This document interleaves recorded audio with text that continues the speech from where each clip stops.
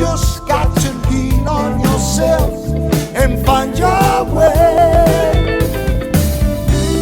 We need to make... And welcome back to In the Cage with Bards here on NextSportsStar.com. And joining me now, we have the man who will be taking on Yuri Alcantara at UFC on Fox Sports 1, August 17th in Boston, Massachusetts. The one, the only, the California kid himself, Urijah Faber, back on the program. How you doing today, Urijah? Doing great. How are you? We're doing great up here in Toronto, Canada, but I'm guessing things are a little bit sunnier out in California. It's pretty nice here, man. You got to be honest. Yeah, we're looking at a little bit of cloud today, but hey, we're Canadians. We're used to dealing with bad weather. But something that you're getting used to dealing with that you haven't had to deal with for a long time. You're fighting for not for a title for the third consecutive time in your career. That hasn't happened since the very beginning of your career. Is that a weird feeling for you at all?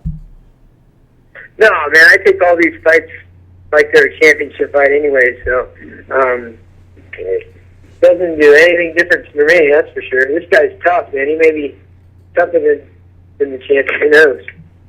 What are your thoughts on Yuri Alcantara as an opponent? Where do you think that his skill set presents the biggest threat to you? I mean, the guy's a finisher. He's got 24 finishes. He's got 12 knockouts, 12 submissions, and he's a powerful guy. He's fought at heavy weight classes. He's just a dangerous opponent. Absolutely, he is, but he's got a name that a lot of the casual fan base isn't quite aware of yet. How does it make you feel when people point to the fact that he's kind of an unknown quantity among a lot of fans and refer to it as kind of a placeholder fight for you? Oh, I hadn't heard that. I mean, the biggest difference is that I've had probably more TV time and I've got maybe a little more personality for the American fans. He doesn't speak any English. But he's 28-4. I'm 28-6. He's fought in the WC. He's fought in the UFC. He's fought 155 pounds, 145 pounds. He's beat guys like, Omagawa, who is a tough 45 pounder, and he's beat top contenders at 155 pounds with big finishes. So the guys, people need to maybe do the research. Yeah, that's a very good point. Yuri Alcantara, very dangerous, even though that he doesn't have the biggest name and certainly doesn't have the charisma of Urijah Faber. But one guy that you've gone nose-to-nose with before, Dominic Cruz, apparently coming back in February. Renan Barão saying that that fight is tentatively scheduled for February. How do you see a potential Cruz-Barão fight happening? Man, I think it's going to be a barn burner. I really feel like both guys are equally hard to hit because one moves a lot and one doesn't move that much, and they're still equally hard to hit. So it's just difference in styles. I feel like Barão's the more dangerous of the two, and Dominic's a little bit more tricky. I feel like if it goes to a decision, Dominic will probably have the advantage, but Barão has a better chance of finishing. That's a fair way to look at it. Do you think Cruz, with all his knee injury, that's going to limit his vaunted mobility at all? I don't think so. I mean, he's been recovering for 2 years now. Hopefully, he's able to get back to some form of what he was before physically. And what I've noticed when I've had little injuries is I just adapt, and my style just changes a little bit, but doesn't necessarily break down. And he's a champion himself, so I feel like that's a pretty good chance that he'll come out with something good and be a game opponent. Excellent. Well, Cruz did say recently, and I quote, "I'm one of two people to ever keep Faber from becoming a UFC champion. He will forever be known as the former WEC champion. He will always be a number one contender and never anything more." How do you respond to that? I don't respond to that. I could care less what that guy says. He's a moron. Fair enough. But with the win over Alcantara, do you feel like you'd be back to being the number one contender in the bantamweight division? Well, I am the number one contender now. All the rankings have me there, so Alcantara is the newest guy of the weight class, and he's tough. So I mean, he's fighting for that, and I'm fighting for that. The winner will definitely be the number one contender, in my opinion.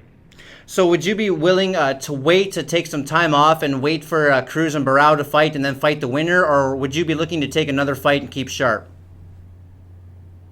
You mean after this fight? Yes. I haven't thought about that. I'm just going to take this fight first and go from there. All right, fair enough. Has it been difficult to remain focused given all the chaos that's happened within the 135-pound division over the past year, just the litany of injuries to seemingly all the top players? No, my focus is pretty steady. It has been for the last 10 years. I mean, that's one of the ways that I've been able to stay at the top of the game for 10 years now straight, is being focused and worrying about myself and understanding that all these guys are just human beings and everybody's tough and focused on being the best. So, you don't want to waste your time dealing with other people's problems. That's a good point. And the addition of Duane Ludwig to Team Alpha Male clearly is paying dividends for all you guys. Does it feel like the team, I guess, at large is going through almost a career renaissance, adding Duane to the mix? I mean, you could say that. I mean, he's definitely bringing some structure, and we love having him here. And he's doing some pretty awesome stuff, man. He's an incredible coach. We've had great coaches in the past as well. Master Tong was an amazing coach, and we've got Dustin Ekbar and Fabio Prado, and we got Giff out of Las Vegas, and a lot of people that contribute.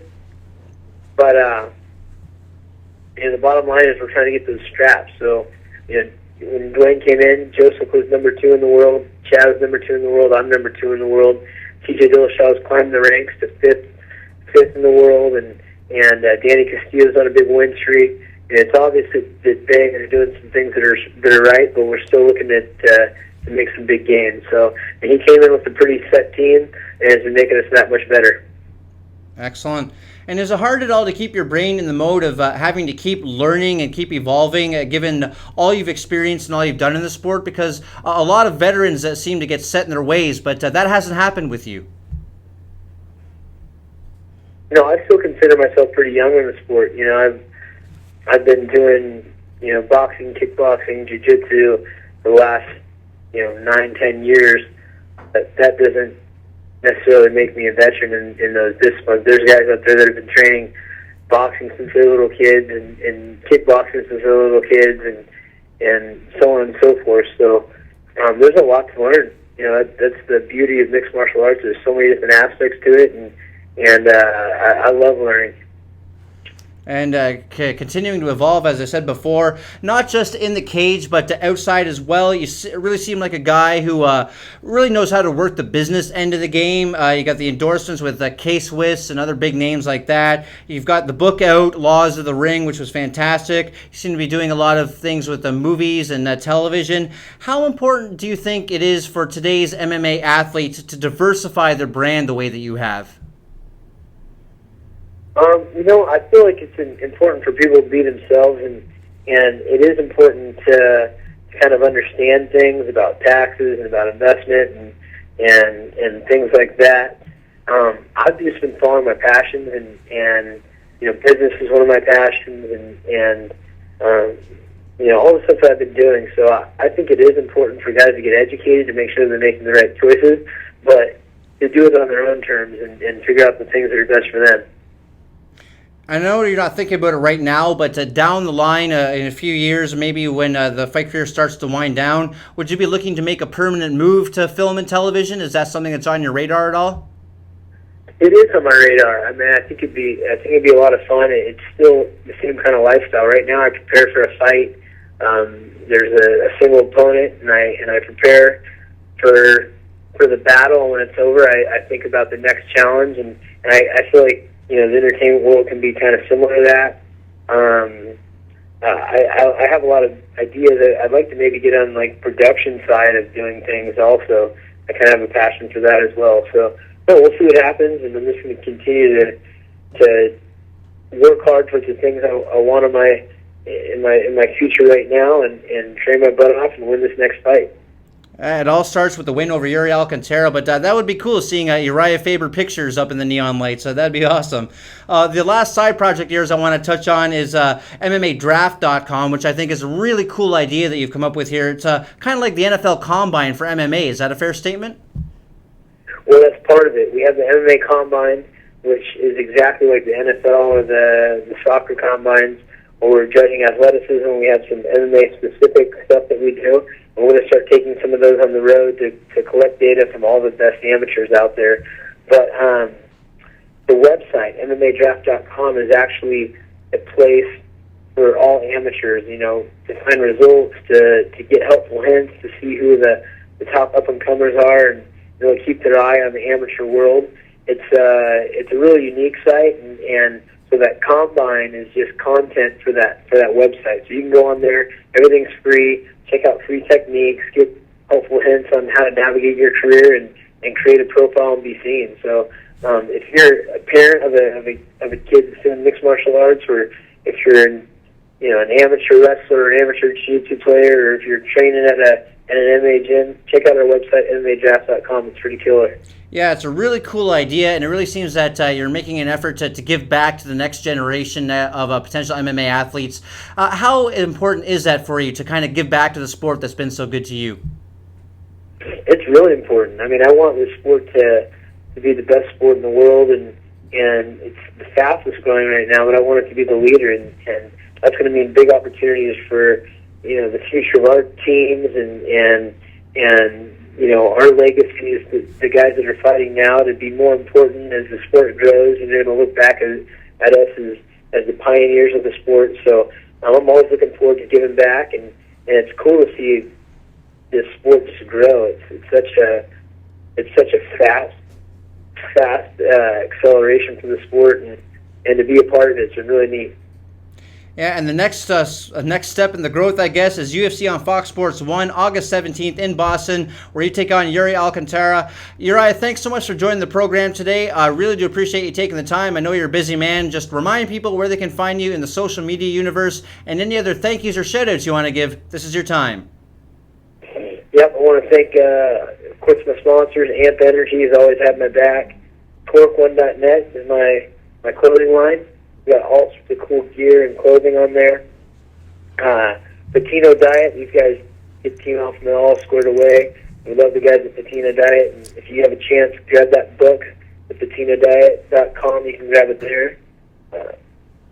DA Mortgage Leaders and MMA Incorporated. All right, excellent. Thanks again. The California Kid, Urijah Faber, here on In the Cage with Bards. Thanks again, Uriah. Take it easy, guys. Cheers.